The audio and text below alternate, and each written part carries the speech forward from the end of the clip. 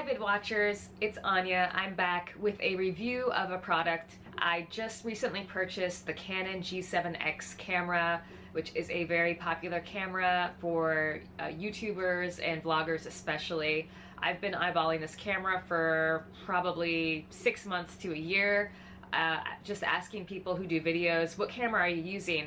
And one of the popular themes was G7X, G7X. So I was really interested in it, and I finally took the plunge and bought one about 3 weeks ago, I want to say. I want to talk about the camera itself, and then I want to talk about 3 things you should know before you buy the camera. I absolutely love the camera.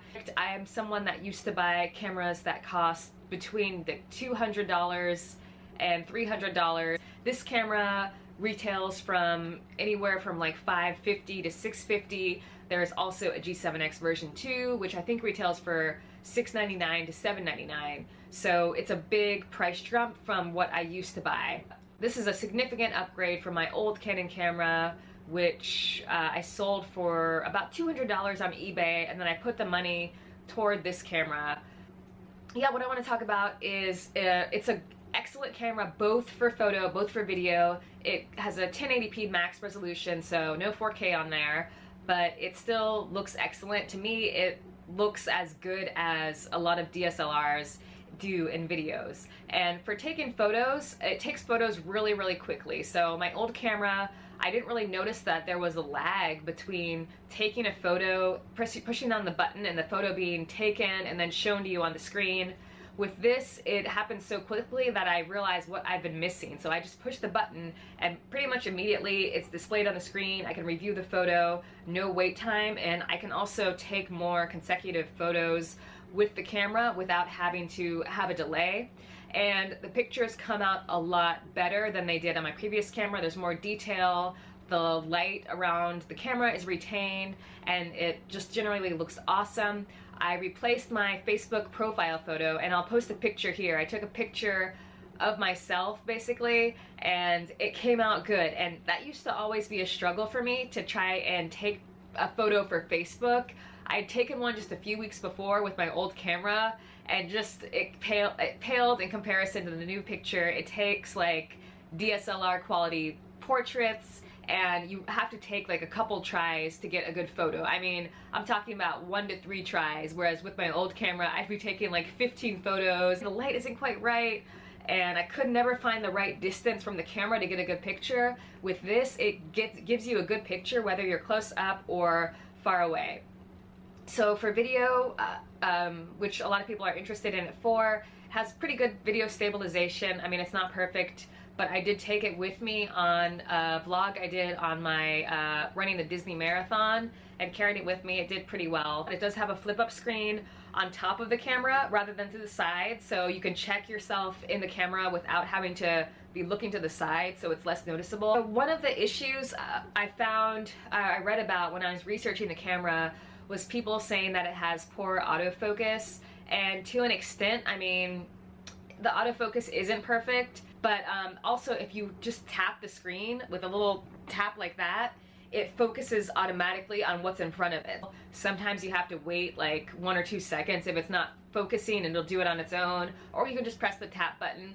And really, of all the cameras I researched, there's really not a perfect camera out there. I mean, Sony cameras tend to suffer from overheating issues. Other cameras don't have just good consistency or whatever. So, I mean, to me, I knew that going in, and it is a point and shoot camera, so it's not gonna have the same autofocus quality as, say, the Canon T6i or 70D, which is even better. Another thing with the camera, the lighting, you've noticed, like the white balance is pretty good. It doesn't change too much dramatically. Some cameras, when you move around, you know, if I pop out of the frame and come back in, the color pretty much stays the same, which is awesome. So now I want to get into 3 things you should know before you go out and buy the G7X. If you see a good deal, hop on it. So I purchased this from Amazon.com for $550. That was it, with including tax and shipping. It was a Canon manufacturer refurbished G7X, and it was $550. So this camera is hard to find because there's a G7X version 2 now, and Best Buy doesn't have the version 1 anymore for sale.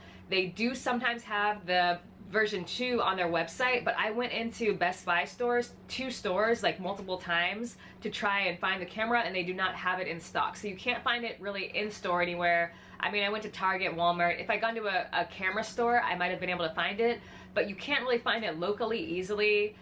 And even online, it's hard to find, especially for a decent price. So if you see it, snag it. And I saw some local deals for, someone was selling it for 420 bucks. Another guy was selling it with like a little scratch on the screen for 380 bucks. I waited too long and they were gone. Like, I wanted to buy one from this guy like the next day. I was ready to get the camera and it had sold within that time. So if you see a deal sub $500 for this camera, just buy it. If you know you want to buy it, just buy it as soon as possible and don't hesitate. The best price I saw was $399. It was a manufacturer refurbished on the Canon website in December, and it sold out, and that deal hasn't come back, and they bumped up the price $100. So if you can find something sub 500, you're gold. If you can find something mid 500, it's a good deal, hop on it. So the second thing I want to talk about is with this camera, it has really great performance in a number of settings. If you watch video reviews on it, or if you know a vlogger that uses it, you'll see they'll go into a low light dinner setting, it'll look good. They'll go outside in the rain, it'll look good. They'll be inside their home or apartment, it looks good everywhere. And having a camera like that can kind of get you in the frame of mind that, oh, instead of pulling out both of my lighting umbrellas, I'm gonna take out one lighting umbrella instead because it takes such good photos. So right now I have 2 lighting umbrellas in my room focused on me, and I just think it enhances things even more. And I've taken some photos where I've kind of, said, oh, I'm just gonna use one umbrella. It gave me good results, but it's just so superior when you do take all those extra steps and you have the good quality camera. So the third thing I want to talk about is that the level of detail on this camera is insanely out of this world, and that can actually be a problem. So I was looking for a camera that really provided good detail, and you have to keep in mind that a lot of the people who are vloggers that you may watch who use cameras like this or this camera are maybe very good looking people, so when it's focused on them you just think, wow, that looks great.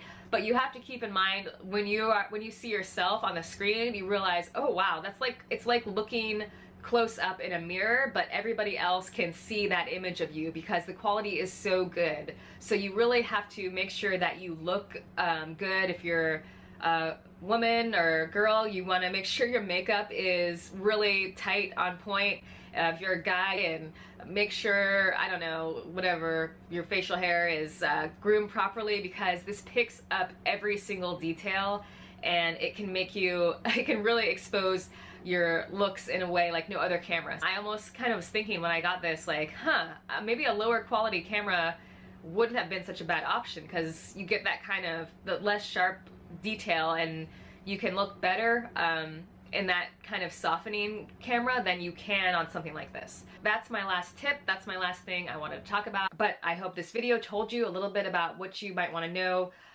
about the camera, and if you have questions you can ask them in the comments and I will try to respond. So thanks for watching and have a good day.